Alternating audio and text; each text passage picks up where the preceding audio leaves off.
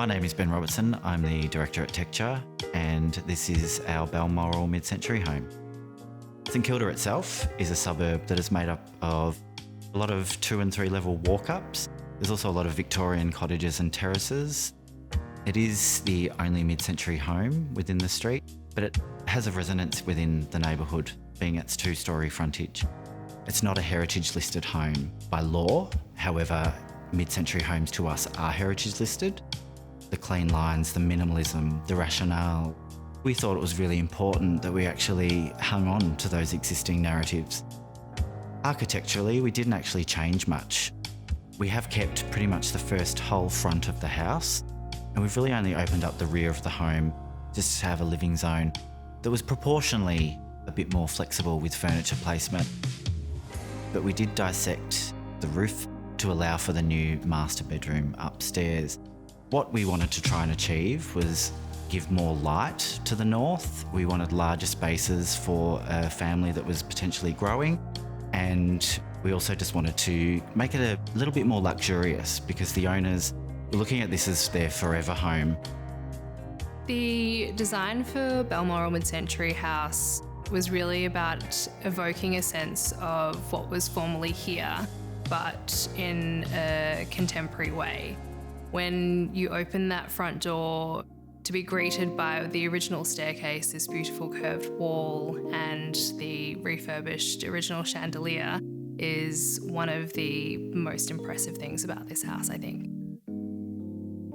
Natural stones used in the Palladiana flooring have various warm tones and grey tones, which allowed us to mix and match with different materials throughout the interior. When choosing the materiality, a lot of the decisions were derived from existing tones and materials that were already within the home. A lot of the furniture pieces were actually left by the previous owner and they've been reupholstered. There were some beautiful light fittings, pendants. There was existing joinery pieces, which did have the walnut tones. It was important that we carried them through. Working with walnut can be a bit challenging. So we did need to pick some contrasting tones that complemented it and also brought the house forward into our current time. So light oaks, using stones that had some warmth. Using the rattan as one of those items that continues through the joinery, both downstairs and in the master walk-in robe, just allows there to be this really clean balance in how the space is designed. Balmoral Mid-Century House has a play of old and new throughout, and that was something that then does carry through into the kitchen and our use of the Fisher & Paykel appliances, mixing the very minimal and sleek new appliances with a joinery design that is reminiscent of mid-century furniture. The Fisher & Paykel minimal range really allows the joinery to be the hero, whilst the appliances don't necessarily recede into the background. They are still a feature and work beautifully. What we love about the Fisher & Paykel products is when we're using monolithic moments of stone or we're trying to make the kitchen feel more expansive, they just blend seamlessly. We don't have to overthink them. We don't have to hide them because some of them are already hidden for us. So it's a design philosophy that both Fisher & Paykel hold and one that we also like to embrace whenever we're designing anything.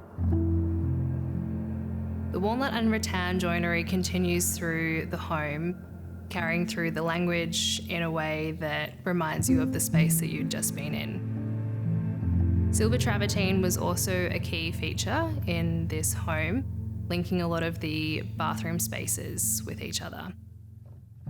Probably one of our favourite spaces, and I think our clients' favourite spaces of the entire home, being the master ensuite. Lit from above with circular skylights, the key feature of this bathroom is the round bath in the distance.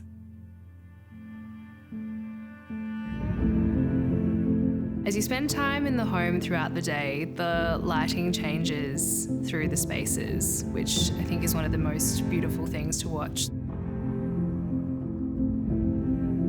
The most important part about this project, though, is that it was a project full of passion. This house had been passed on between different generations. We have now moved on to a different family. So we hope that that legacy is actually the fact that we've created something that they can pass on. We're a small team of 4. There's only 3 architects and 1 admin person. The way in which they've treated us, the way in which they listen to us, that respect is greater than anything we've designed here.